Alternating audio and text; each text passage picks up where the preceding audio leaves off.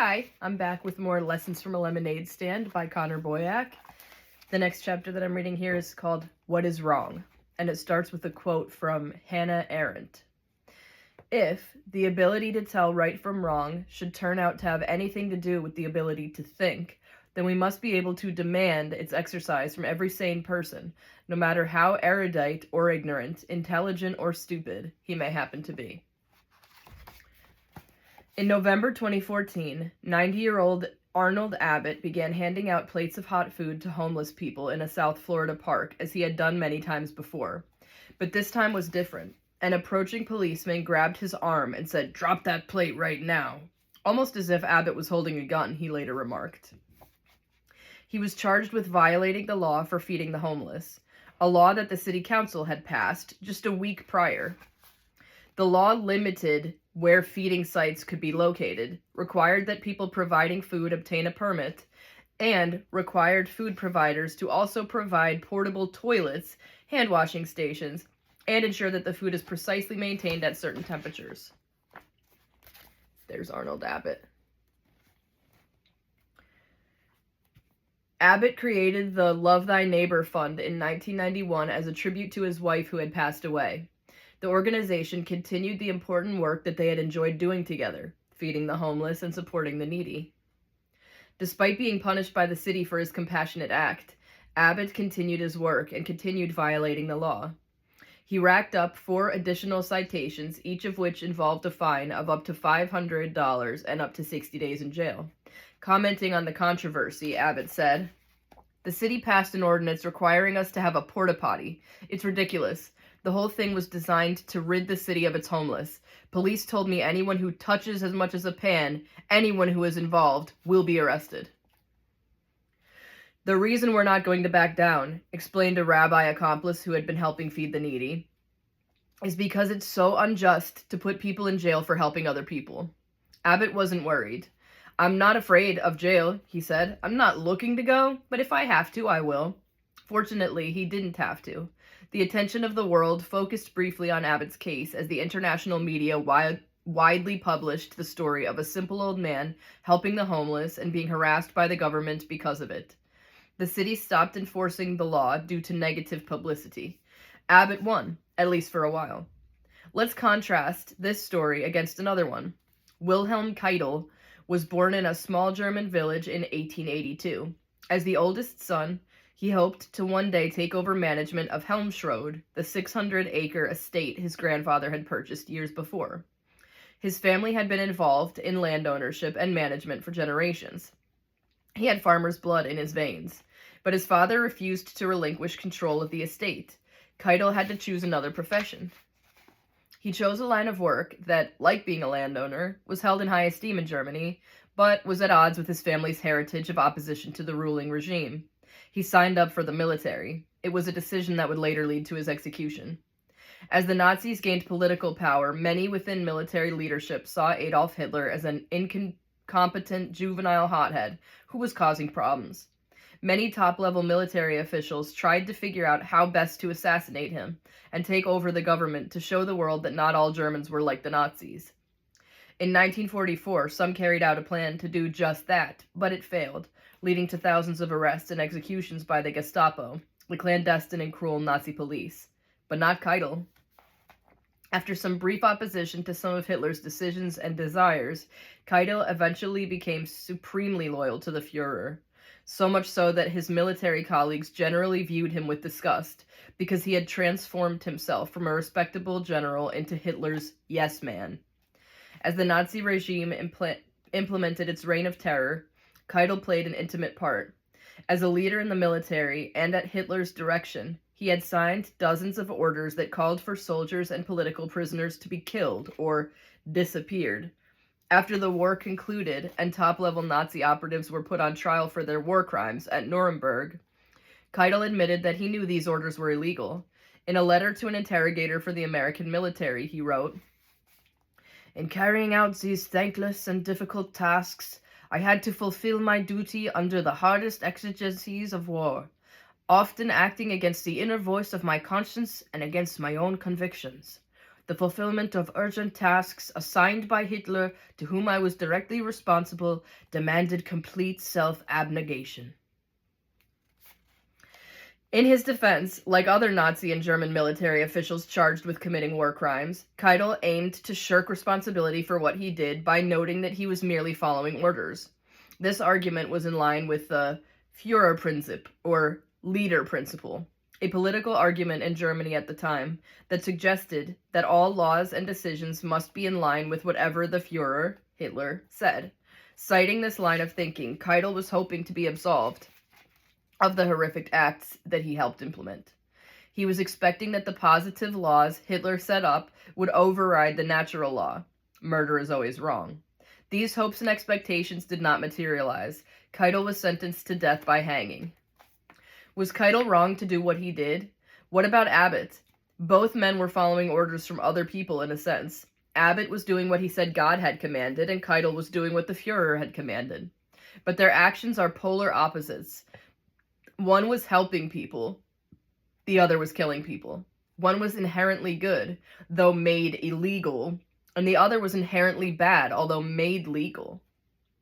The contrast helps us to understand the fundamental question that is the entire purpose of law: to define what is wrong, to prohibit it, and to punish those who do it. To explore this idea further, let's look at two Latin phrases that are commonly used to help explain the two types of wrong actions. Malum in se, wrong in itself, and malum prohibitum, wrong because it is prohibited. Malum in se. For several years, ABC aired a popular game show, The Dating Game, in which eager contestants applied from around the country for a chance to appear on TV and perhaps find love along the way. One of the many hopefuls in the 1978 season was a man from California named Rodney Alcala, a man who was quite different from his competitors.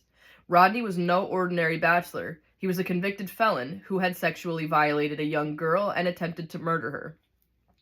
Despite having served time in prison and being a registered sex offender, ABC allowed Alcala to appear on the dating show, and he won. The lucky lady who picked him for a date, rather than the two other men, ended up refusing to go out with him, calling him creepy. She was right. Before the TV appearance, Alcala had killed at least 2 women in California and 2 more in New York. His crimes continued in the following years, and while the total body count is unknown, detectives estimate that he abused and killed several dozens of women. That feeling in your gut? I feel the same as I write these awful words. These horrendous murders shock our senses, and we condemn them. They are actions so awful that they clearly violate our moral code of conduct, and we fully agree that they should be prohibited and punished. This is an example of malum in se, something that's inherently wrong. These actions violate the natural, moral, or public principles of a civilized society. We can readily and easily understand that they are improper behavior. An action that is malum in se, or mala in se, plural, is not dependent on a legislator passing a bill to be wrong. Killing an innocent person or stealing candy from a child is wrong even if Congress failed to pass a law banning these activities. Another important point: these types of crimes have a victim who has been harmed by the aggressor. A person is clearly wronged when somebody commits a malum in se offense. An innocent person loses his life. A child loses his candy. Victims, such as these, help us to clearly identify when something wrong has happened. We don't have to look to a list of laws to interpret whether something bad has happened. We can see it with our own eyes. As you can tell, these types of offenses pertain to the natural or common law. A society-wide understanding of something being a wrongful act justifies punishing those who commit them. Murder, rape, robbery, burglary, and theft, these types of acts which have a clear victim, are therefore clearly wrong. Now, things get tricky when the government specifically says that there is no victim. In other words, when politicians legalize the wrongful activity. Every child knows that it's wrong to steal, and that is a clear malum in se. But then consider a policy called civil asset forfeiture, which literally allows the government prosecutors to take people's property without even charging them with a crime. We are supposed to be presumed innocent until we are proven guilty by a government lawyer. So you might think that until that happens, you should be able to keep your property. Think again. Across the country, people have their money, cars, computers, or even homes taken by the government even though they are innocent of any wrongdoing. It's difficult to imagine that laws like this actually exist. Some might think that even though it's on the books, the law isn't actually used. And that's not at all the case with forfeitures. For example, in 2014, and for the first time ever in American history, federal agents took more property from people than burglars did. Consider just one department within the... Hang on, I'm going to pause right there for a second to show you this little chart. This chart says total annual dollar value of assets seized by federal law enforcement and burglary losses. And the chart starts at 2004 and goes to 2014. That's pretty crazy.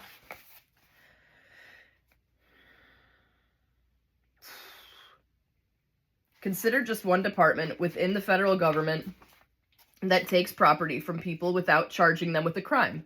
The Drug Enforcement Administration, DEA. From 2007 to 2017, the agency seized over $3 billion from people without any judicial review whatsoever, no criminal or civil charges in court. A report of this program by the Inspector General noted that the Department of Justice does not collect or evaluate the data necessary to know whether its seizures and forfeitures are effective, or the extent to which seizures present potential risks to civil liberties. The federal government is flying blind while scooping up people's property. People like Joseph Rivers. Rivers had a dream of starting a music video company, and after saying goodbye to his family in Detroit, boarded an Amtrak train to Los Angeles. He brought the $16,000 his friends and family had donated to help him start the business, but he never made it to his destination. At a stop in the Amtrak station in Albuquerque, New Mexico, DEA agents boarded the train and began asking passengers where they were headed and why. When asked, Rivers answered, and when agents requested to search his bags, Rivers agreed. After all, he hadn't done anything wrong. He wasn't accused of breaking a law. The agents found his money still in the bank envelope. Rivers explained that he was using it to start a new business and that he had had trouble in the past withdrawing large amounts of cash when out of state. The government employees did not believe him. They suspected that the money was connected to some sort of drug activity. There was no evidence of this, no guns, no drugs, no information that would suggest such a connection. But that lack of evidence didn't prevent the DEA agents from taking the money. Rivers commented, "These officers took everything that I had worked so hard to save, and even money that was given to me by my family who believed in me. I told the DEA agents I had no money and no means to survive in Los Angeles if they took my money. They informed me that it was my responsibility to figure out how I was going to do that." Rivers wasn't arrested or charged with a crime. He simply had his money taken and his dreams delayed. Is something that is wrong for you and I to do suddenly permissible because some politicians said it was okay? Recall what Boyack said, "Legitimate law is merely the collective organization of an individual right." In other words, the government can only do what we can do if we group together and decide to delegate that power to the government. The definition of malum in se, wrong in and of itself, does not have an asterisk attached explaining in a footnote that the definition doesn't apply to the government. Something that violates the natural, moral, or public principles of a civilized society is wrong for you, me, and the government too. Malum prohibitum. Romaine Quinn was a senior in high school in 2009. Rather than campaigning to be class president, he took it up a notch. He decided to try and win a spot on the city council in Rice Lake, Wisconsin. He won, and only a year later, as a freshman at a nearby university, he was elected to be the mayor, the youngest in the city's history. Just months into Quinn's service as mayor, the county district attorney filed criminal charges against him. Quinn had not stolen city money, nor was he elected under false pretenses. He didn't do anything that would be classified as malum in se. His crime was a $1,609 campaign contribution that he had received for his mayoral campaign. That contribution was properly reported as required under the law, and it wasn't from a shady developer looking to have the new mayor in his pocket, nor was anyone trying to bribe him. The person donating that money was Quinn's own mother. Neither Quinn nor his mom were aware it seems, of a Wisconsin statute that limits political contributions for local races, like the mayoral election in Rice Lake. The cap was $250. His mom had donated 6 times that amount. The crime carried a maximum penalty of a $500 fine for Quinn's mom, and he faced another fee of up to $4,800. Quinn's case is an example of malum prohibitum, or mala prohibita, plural. Actions that are wrong merely because they have been prohibited. There was nothing inherently wrong with the donation in question, only that it had exceeded an arbitrary limit imposed by the legislature. Would it be wrong of Quinn's mom to have donated $251? According to the law, the answer, based on the fact that it is prohibited and therefore wrong, is yes. There are, sadly, an unlimited number of examples to share that illustrate the silliness of thinking something is wrong and then punishing the person for doing it merely because it goes against what somebody said should not be allowed. Let's consider a couple more examples to help you see the foolishness in full display. Mats Jarlstrom is a Swedish engineer living in Oregon. One day, his wife received a ticket in the mail after she was captured on camera crossing into an intersection after the traffic light had turned red. In response, Jarlstrom created and proposed a new mathematical formula for the traffic cameras to use, which would account for cars slowing down before changing a yellow light to red. "I'm an excellent engineer," he told the Oregon State Board of Examiners for Engineering and Land Surveying. That statement led the board to impose a $500 fine on him following a 2-year investigation. Why? Once again, he hadn't done anything inherently wrong. There was no victim of his math formula on paper. The board was punishing him for calling himself an engineer without their permission. Here is their ruling. Jarlstrom applied special knowledge of the mathematical, physical, and engineering sciences to such creative work as investigation, evaluation, and design in connection with public equipment, processes, and works. Jarlstrom thereby engaged in the practice of engineering. Good thing neither Nikola Tesla nor Leonardo da Vinci lived in Oregon, right? Otherwise, they might have been fined for having the audacity to consider themselves engineers without first obtaining the blessing of the bureaucracy. These types of laws, called occupational licensure, punish people like Jarlstrom in every state, not just Oregon. Before moving on, let's briefly go back to our early lemonade stand example, this time citing a different case. Andre Spicer's 5-year-old daughter wanted to try her hand at selling things to passersby, and after considering toys, food, and clothes, she decided to opt for some easy-to-make lemonade. Each cup was 65 cents, and several happy customers came by to support the budding business. "She brought a smile to their faces," Spicer said of his daughter, and then the government officials showed up. Predictably, they pointed out that the girl was selling her lemonade without a commercial license. When confronted with the $200 fine, and seeing that she was somehow in trouble, the young child burst into tears, saying, "I've done a bad thing." Think about that for a moment. A happy girl was selling lemonade to consenting customers, yet she was led to believe that action was somehow wrong. This is the effect of malum prohibitum, when the law allows government employees to harass people who are peaceably going about their business. There are some important things to understand about these so-called wrongs before we continue. First, they are entirely dependent upon a positive law. They cannot exist without the government dictating what should not be done and attaching a penalty to it. For example, using our earlier island scenario, imagine that in that government-free world that you needed to catch some fish to eat. You'd fashion a pole, line, and lure and get to work, never thinking to stop and ask everybody else's permission first. Yet chances are the government where you live makes you obtain a fishing license before heading to the lake, only because some politicians decided to pass that law, suddenly making fishing without a license a malum prohibitum. Second, unlike in cases of a malum in se, there are no victims. Romain Quinn getting more than $250 for his mayoral campaign did not harm anyone. Mats Jarlstrom's math formula did not hurt those he showed it to, and Andre Spicer's daughter did not lace her lemonade with poison. These actions, violations of positive law, are so-called victimless crimes. There is no readily identifiable harm caused by any such actions. Third, malum prohibitum laws are disconnected from any moral determination. The classical right and wrong arguments are cast aside in favor of merely prohibiting whatever politicians don't like or feel is not ideal. Put differently, natural law is ignored, and only positive law is used. And worse, this approach leads to punishing people not just for doing certain things, but also for not doing something, as in the case of the federal law that punishes people for failing to purchase health care insurance. Another important point to understand is that a malum prohibitum requires knowing about the prohibition. Remember the case with Judge Tucker? No man's life, liberty, or property are safe while the legislature is in session, he wrote. This is because every time a group of legislators get together, or a president begins signing executive orders, or bureaucrats pass their regulations, we might find ourselves classified as criminals without knowing it. We might not be aware of some new regulation or mandate that affects our lives or limits our actions. A malum in se is readily observable and inherently understood.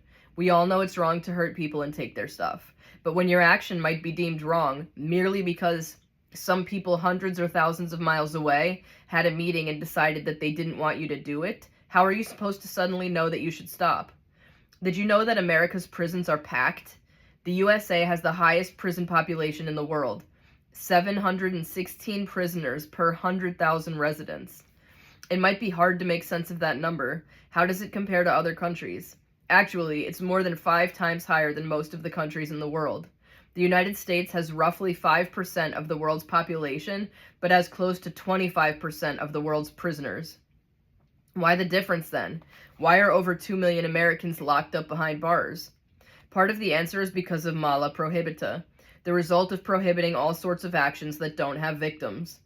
Recall that Congress creates an average of 55 new crimes each year, to say nothing of all the regulatory prohibitions that bureaucrats are constantly creating. Nobody knows how many crimes even exist now, as pointed out in one report. The Congressional Research Service reportedly has been unable to come up with a definitive total of federal criminal laws. The nearest they could come was to say that the number was in the thousands. They are by no means confined to the Federal Criminal Code, Title 18, itself a weighty volume, but are scattered among the laws contained in the 51 titles or subject matter volumes of the Federal Code and the hundreds of thousands of regulations that are supposed to be implemented by those laws. The result is that there are more criminal laws than anyone could know. Ridiculous. Add on to that lengthy list the many state laws that criminalize victimless behavior. In Arizona, no person shall feed garbage to swine without first obtaining a permit. In Massachusetts, it's a crime to play only part of the Star-Spangled Banner. The law states it must be played as a whole and separate composition or number, without any embellishment or addition in the way of national or other melodies. If you're a pinball player in Arkansas, beware. A coin-operated amusement device may provide you not more than 25 free games without running afoul of the law. And if for some strange reason you find yourself at a New Hampshire beach at night, do not carry away or collect for the purpose of carrying away any seaweed or rockweed from the seashore, because that is illegal there. While these silly statutes are clearly mala prohibita, they are often not prosecuted. There is no influx of inmates in prison over seaweed collection. A large portion of the prison population is there due to controlled substance violations, the war on drugs. In the 4 decades since Richard Nixon started this war, one that has not decreased drug use, the rate of putting people in prison has expanded by 500%. Crime and drug use have not increased, so that doesn't explain the trend. What has changed are the laws punishing these activities. Longer punishments, mandatory minimums, and other punishments enacted by legislators wanting to be tough on crime. Roughly half of America's 2 million prisoners are there because they allegedly used or sold drugs. Half. But think about it. Every drug these people consumed or traded was once legal. These drugs may be harmful, but so are guns, knives, cars, matches, bathroom cleaners, and more. And it is unwise to abuse any substance, no question there. But on the island without a government, you're free to ingest something that hurts you. That'd be a bad idea, but go ahead, knock yourself out. Yet in our day, positive laws prohibit consumption of certain drugs And even though this activity was once legal, suddenly it became illegal, a malum prohibitum, putting hundreds of thousands of people behind bars. Is that justice? All right, I'm just getting to the next little segment, and I need to take a little break. So hopefully you're enjoying this, and I'll be back soon with more.